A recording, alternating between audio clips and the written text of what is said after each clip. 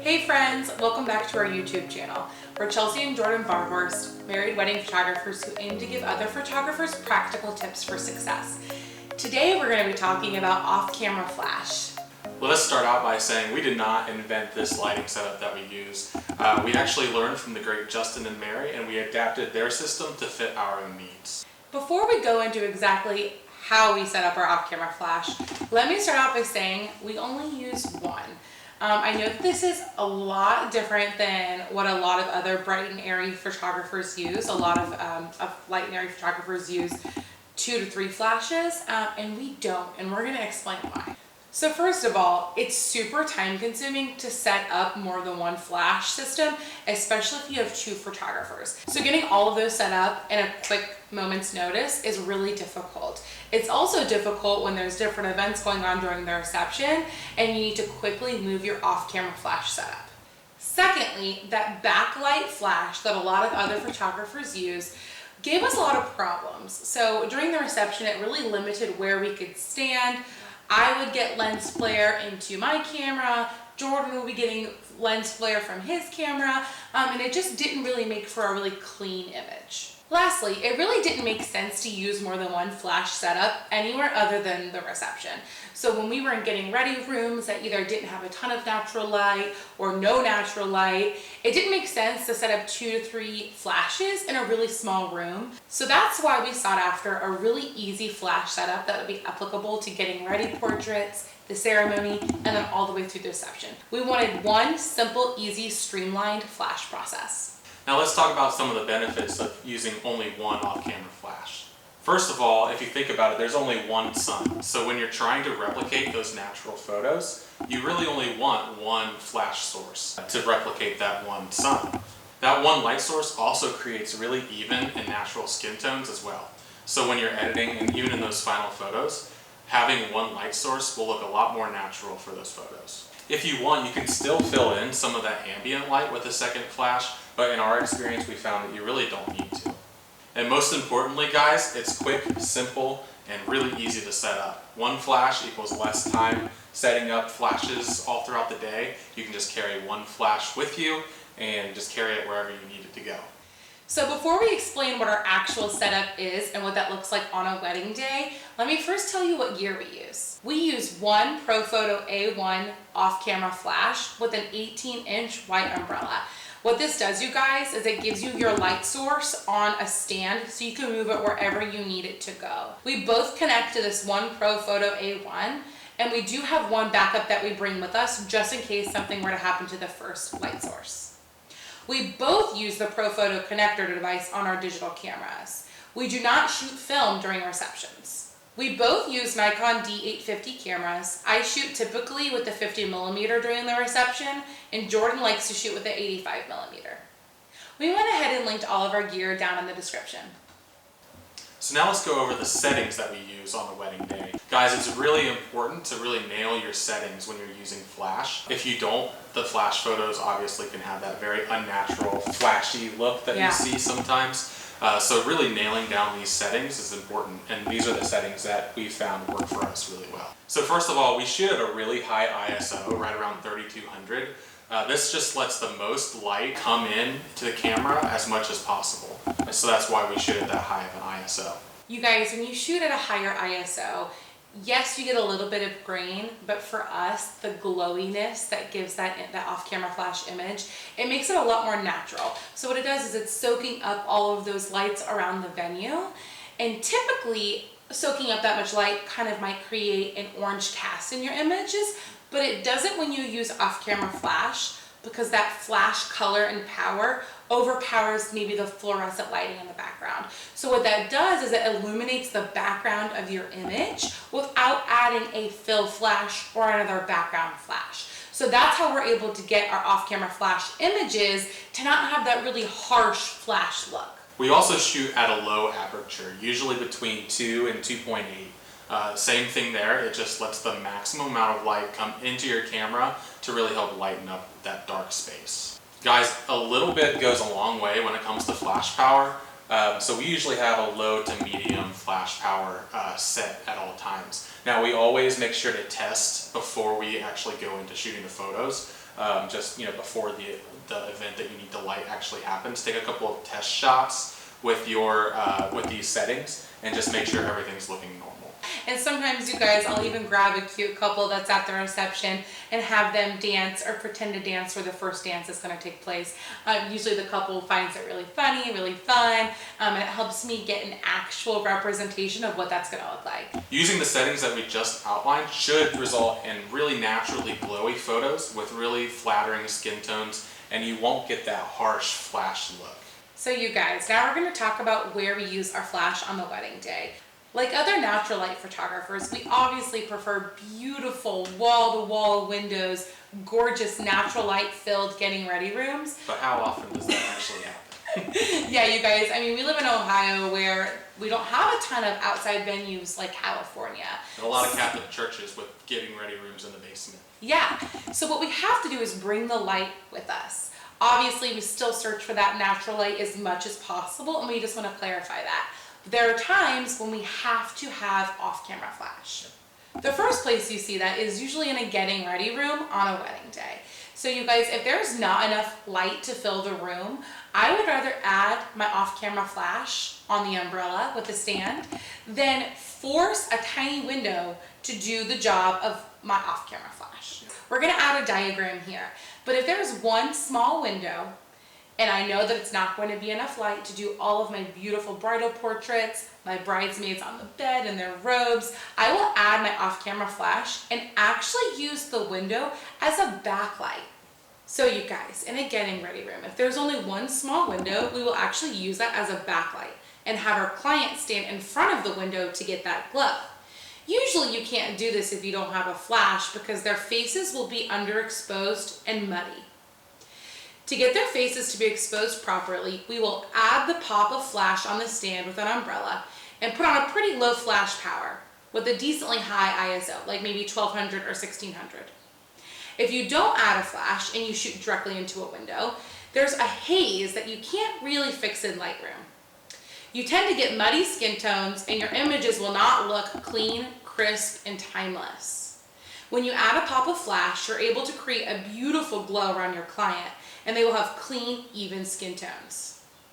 You can also create a light source with your flash if there's nothing but overhead lights and no windows. Just be sure to turn off all ambient lighting and use just your flash. In this example that you have in front of you, it was a dark room with yellow walls. There was one tiny little window off to the left. We put our flash setup at a 45-degree angle to our clients to the right and created beautiful portraits. I also stripped a little bit of that yellow out because it tended to be a little bit distracting. Now let's talk about the lighting setup when the bridal party enters the reception, and we'll have another diagram here. So first of all, we find out where the bridal party will be entering from, and we take a look at the light around there. We try to use all natural light if we can, but oftentimes they're entering into a dark reception hall, and we'll need to pull out the off-camera flash. So we'll give the bridal party instructions on where to walk and where we will be standing. It's important that they know this so that we can get the maximum amount of photos for each entrance. We position the flash at a 45-degree angle to the door where they're entering in from. Again, this is important so that we can get the maximum amount of light in on the people that are entering.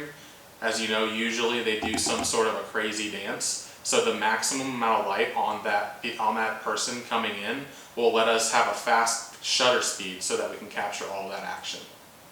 So after the bridal party enters, usually the next event is either first dances or cake cutting. So we're going to talk about our setup for first dances. Our flash setup every single time for first dances is the same. We put the flash with the umbrella on it directly next to the DJ booth because we never want the DJ booth in our shots. It's also out of the way here and has way less of a chance of being knocked over by a guest. So most people ask us, well, where do you stand? We each stand directly to the left or the right of the umbrella. Remember, we are both connected to the same flash using our Pro Photo connector system. A lot of people ask us if we move around because if the flash is in one place, we really are limited in where we're able to stand. So we don't move. We let the pair who are dancing rotate. So usually when they're dancing, they do rotate. We are able to get plenty of different angles during the course of the song. So Jordan is usually shooting with the 85mm and I'm shooting with the 50 to get the wider shots. What happens is that we're both able to photograph that beautiful 45-degree angle on the couple or the mom and son or the father and daughter who are dancing. We're able to get a different look because we're both using different lenses. Just as a reminder, guys, we usually have an ISO of around 3200, an f-stop between 2 and 2.8, and a low to medium flash power, usually on the ProPhoto Connect, that's between 5 and 6, depending on where the couples are standing in the middle of the floor. Next up in the reception is usually the best man and the maid of honor speeches. Usually people change where they stand for the speeches, and it's not the same every single time. So let's look at the diagram. So we'll determine where each person is giving their speech prior to actually shooting. This is important because, like Chelsea said, people will move around, they'll change their location. It's not always in one spot, so we always make sure that we know exactly where people will be standing when they're giving their speeches. We direct them to stay in that general area and not move around a lot. Usually it's the groomsmen that we have to worry about on this. They usually are a little bit more physical in their speeches, but we try to instruct them to stick around in the same spot so that we can shoot them no matter where they walk. And you guys, we love when people give their speeches directly next to the bride and groom. That way we're able to really easily capture the bride and groom's reaction to the person giving the speech.